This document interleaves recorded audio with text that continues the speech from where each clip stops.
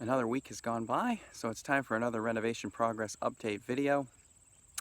This week the primary progress is in the wiring, so all the rough wiring is now in, and there's also some additional framing in that we'll see as well. So let's go ahead on inside and take a look around. We're inside, standing in the middle of the dining room, and you can see over my shoulder behind me, right back here, is where most of the wires are running from the basement up to the upstairs. And in fact, they're following basically the plumbing vent and go all the way up to the attic and then drop down into the various open walls where they need to be. So that's where most of the wires are run. There's also a couple wires run in the chase next to the chimney. We'll see that next.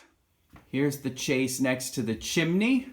And you can see there's a couple of wires run here as well, but most of the wires are in the chase on the other side of the room. This chase primarily has plumbing in it.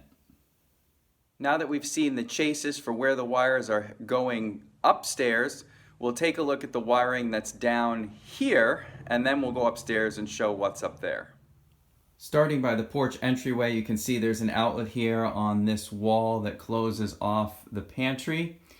There's also some wiring coming across here. This is the wiring that's going up to the ceiling lights.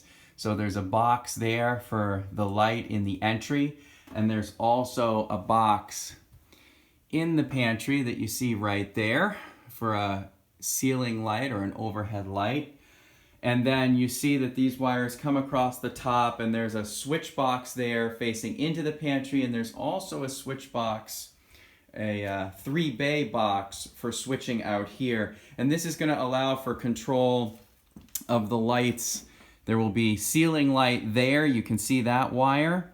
And then there's also going to be ceiling lights down the sides in the dining room. Those will be recessed LEDs kind of along this line right here, which will be over this counter.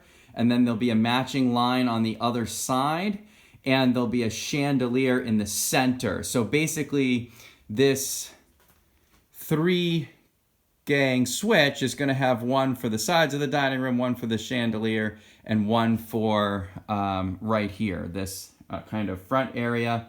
The double switch over there will switch for the light that's outside, as well as the entryway light on the ceiling right there. So let's move further into the dining room and see what else has gone in. In the dining room, we've got a new outlet here to the left at the end of the counter. And then as I spin around to the opposite side, there's also a new outlet down here in the wall, which will be next to the chimney. And as I rotate further to the other side of the old central chimney there, you can see there's an outlet in that wall that closes off part of the living room. You can see here is the box for the chandelier, and then each one of these loops of white wire, so there's one there, there's one there, and over there. Those are all going to be for the recessed LED lights that will be up in the ceiling here.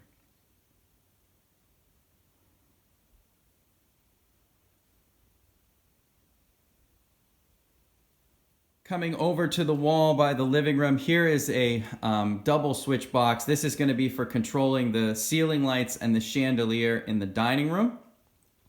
As we look down, you can see not only is there an outlet box facing into the dining room space here, but there's also a new outlet into the living room space. And same thing over here on the other side. We've got an outlet into the hall and an outlet into the living room. Here we have a switch. This is going to do overhead lighting here in this hallway, as well as the outside light, which is outside this door. The electrician has run a new wire for that outside light next to the door. It comes up right here, and you can see the loop there where it goes through and goes out to that outside light.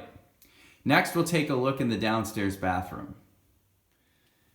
So right inside the door for the downstairs bathroom, you've got a gang of switches there, which will be dealing with the fan as well as the central overhead light. So you can see the fan unit is here. but it will also switch some wall-mounted lights that are over the sink. So the wiring is here for that as well, and I believe there's going to be a secondary switch for those right here. So that's the wiring in the downstairs bathroom. At this point, we can go on ahead upstairs and take a look around up there. Standing up at the top of the stairs now, you can see there's going to be an outlet facing the hallway as well as a new one into the bedroom there. There's another outlet in the hallway over there next to the bathroom door. Now let's go ahead and take a look in the bathroom. So if we come into the bathroom, we see, just like downstairs, we have the overhead vent fan there. We've got a new wire over here that will take care of the vanity light. And then we have all the switching over here. So again, the fan, the overhead light, and the vanity light switching will be here. And then in this back corner, this is where all those wires are coming up from the dining room downstairs, and they kind of snake their way up here through this wall and make their way up to the attic. In the pass-through for the laundry room, you can see there's the box there for the switch for an overhead light in here. And if we look over, there's also a new outlet over here on the wall between the laundry room and the bathroom. And those connections are in addition to the washer-dryer hookup, which will also be going in this space. So that captures the wiring that happened this week. There's one other thing to show that happened this week, which is a change order, but we thought would be a good addition to the project. So here we are looking at what is a change order and an addition to the project. So the doorway into the master bedroom is all framed in. That'll be a 3-foot wide doorway now. That's not the change. The change is right here next to the chimney. So there was a fairly sizable gap of space here. Actually, it came over to about that board right there. So, you know, quite a bit of space was just open next to the chimney. And so we got to thinking about, you know, the amount of closet space in the house, and then ultimately decided, hey, why couldn't we just squeeze a small closet here so that my wife and I can basically have separate closets? So I could use this small one and she could have the larger one across the front of the house. And so that's what this is. This is going to be a small closet. It's basically 2 foot wide inside there with an 18-inch doorway. And it'll provide space for basically 2 hanging rods, which will take care of all of my clothes. Now, the other thing that you can see in here is that there's a little jog down here in the bottom, and that's to accommodate that plumbing that was already there, which you can see in a previous video. So there's a condensate drain and the gas lines and all that going up to where the HVAC will be in the attic. But that's just a small bump out in the bottom. Doesn't take up a lot of volume in the closet. So this also opened up the wall at the end of the hallway, and so I had a conversation about possibly putting switching for the hallway lights and the light at the top of the stairs right here on this wall, just making that little move so that it's nice and easy to hit that light switch when you come out of the bedroom, because otherwise it's all the way down there. You can see it on the wall there, and then otherwise at the bottom of the stairs. So hopefully we can get some switching for the overhead lighting here in the hallway right back by the master bedroom.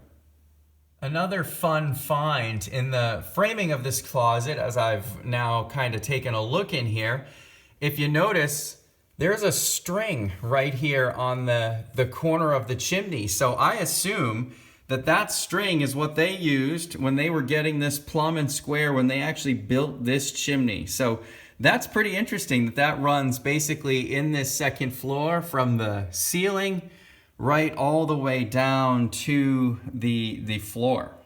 So pretty neat. So that's the major renovation progress for this week.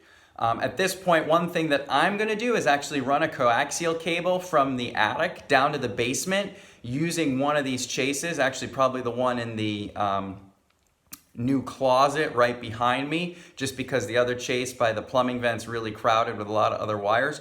But if I run that from the attic to the basement, that will allow for us to install a TV antenna either in the attic or on the outside of the house, and have the wire for it well hidden away and well protected. So it's just worth it to put that wire in there, even if we don't end up using it. So hopefully you enjoyed this update, and we'll stay tuned for future updates.